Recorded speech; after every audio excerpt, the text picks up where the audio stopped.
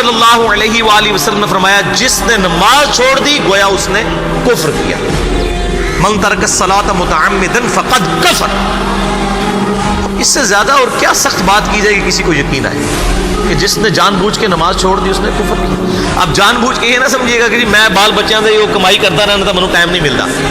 जानबूझ की डेफिनेशन भी नबी अलैहिस्सलाम ने बुखारी और मुस्लिम में मौजूद है कि अगर कोई शख्स बेहोश हो जाता है या सोया रह जाता है, ये दो ऑप्शन है, या तीसरा ऑप्शन है वो भूल जाता है, तो जैसे याद आए उसी वक्त वो वाली नमाज पढ़े।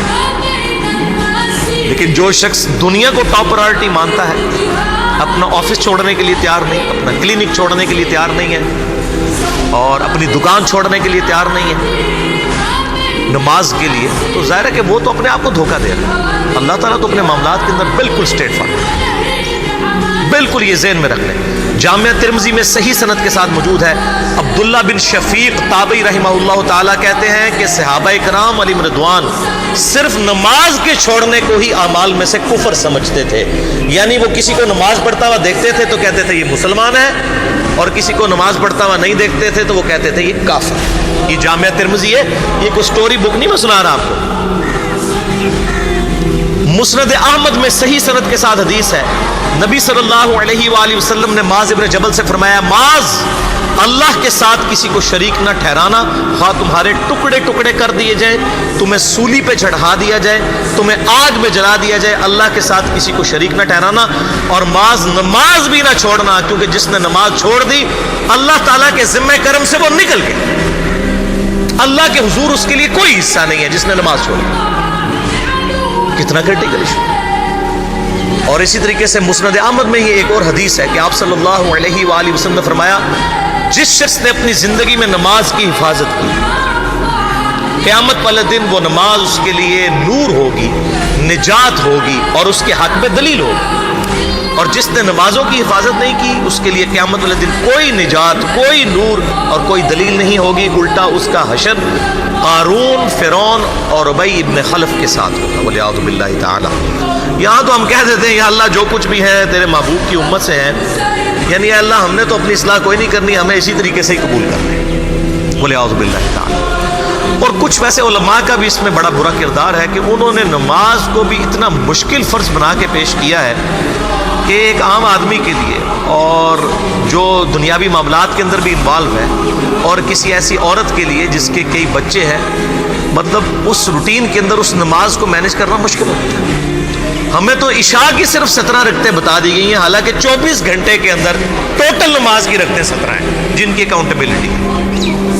और मैं ये बड़े यानी वसूख के साथ एक जिम्मेदार मुबल्लिग की हैसियत से ये बात कर रहा हूँ। आप सही बुखारी और सही मुस्लिम खोल के देख लें, फ़र्ज नमाजों की तादाद जो है वो 5 आई है और उनकी रकतों की तादाद भी बयान हो गई है।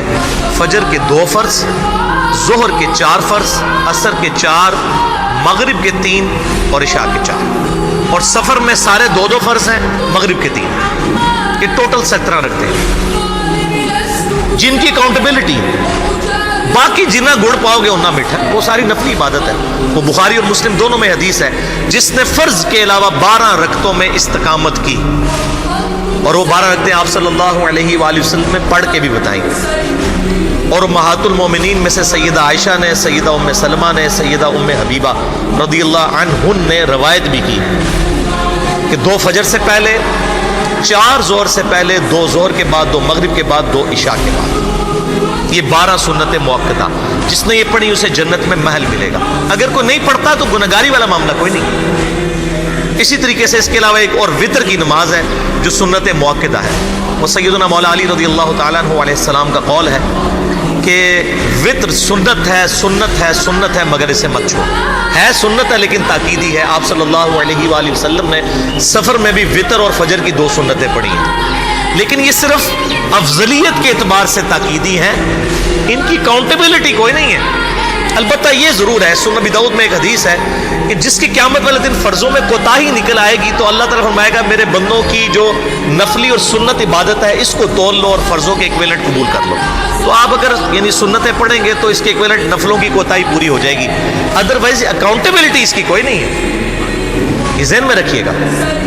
صحیح بخاری اور مسلم دونوں میں حدیث موجود ہے. ایک صحابی آئے, انہوں نے کہا یا رسول اللہ صلی اللہ علیہ وآلہ وسلم میں جنت میں جانا چاہتا ہوں, مجھے کوئی شارٹ کٹ بتا دیں. آپ صلی اللہ علیہ وآلہ وسلم نے فرمایا اسلام لانے کے بعد نماز, فرض نماز کو قائم رکھ. پھر فرمایا فرض زکوٰۃ ادا کر, فرض روزے دے, روزے جو ہیں وہ ان کو ادا کر اور روزے رکھ. حج اس وقت فرض نہیں ہوا تھا, وہ زندگی میں ایک بار. تو اس نے کہا یا رسول اللہ صلی اللہ علیہ وآلہ وسلم جتنا آپ نے مجھے بتایا نا, نہ میں اس میں ایڈ کروں گا نہ اس میں سے کوئی چیز مائنس کروں گا. اور یہ کہہ کے وہ چلا گیا. آپ صلی اللہ علیہ وآلہ وسلم نے فرمایا اگر کسی نے کسی جنتی شخص کو دیکھنا ہے تو اس کو دیکھ لو, جو یہ کہہ کے گیا کہ میں فرض نماز سے زیادہ کوئی نماز نہیں پڑھوں گا, صرف فرض روزہ ہی رکھوں گا, فرض زکوٰۃ ہی دوں. اب روزہ اور زکوٰۃ میں تو ہمارے علماء کو اور عام پبلک کو بھی, جو دیندار لوگ ہیں, ان کو ہضم ہوتی ہے کہ کوئی شخص یہ نہیں کہتا کہ بھئی پیر اور جمعرات کا روزہ. صحیح مسلم میں حدیث ہے کہ آپ صلی اللہ علیہ وآلہ وسلم کے نفلی روزوں کی یہ روٹین تھی. کوئی آپ کو یہ نہیں کہے گا کہ جس نے جمعرات اور پیر کا روزہ نہ رکھا اس کے رمضان کے روزے ہی قبول نہیں ہوں گے. کوئی کہتا ہے؟ کیونکہ ان کو پتہ وہ نفلی ہے. اسی طریقے سے زکوٰۃ تو صرف 2.5% ہے نا, باقی تو نفلی صدقات ہیں جتنے مرضی دیں. کوئی شخص نہیں کہتا کہ نفلی صدقہ نہ دیا تو آپ کی زکوٰۃ بھی قبول نہیں ہوگی. الٹا یہ کہتے ہیں وہ بس جی زکوٰۃ دے لو تو باقی سارا مال پاک ہے. لیکن جب فرض نماز کی باری آتی ہے تو اس وقت وہ 12 رکھتے ہیں بھی, سنت موقع بیچ میں گھسیٹ دیتے ہیں. وہ بھی صرف فضیلت ہے. ٹوٹل 17 رکھتے ہیں, 2 فجر کی, 4 ظہر, 4 عصر, 3 مغرب, 4 عشاء. یہ میں کو اپنے لیے گراؤنڈ نہیں بنا رہا, میں تو الحمدللہ اس کے علاوہ بھی نفلی عبادت کرتا ہوں. لیکن میں بتا رہا ہوں خدا کے لیے لوگوں کو دین ایسا مشکل نہ پیش کریں کہ جو نبی علیہ السلام نے امت کو وہ دین نہیں دیا ہوا. اپنی مرضی سے انجیکٹ نہ کریں دین, لوگوں کے لیے مشکلات نہ کھڑی کریں, ان کو فرض نماز تک رکھیں.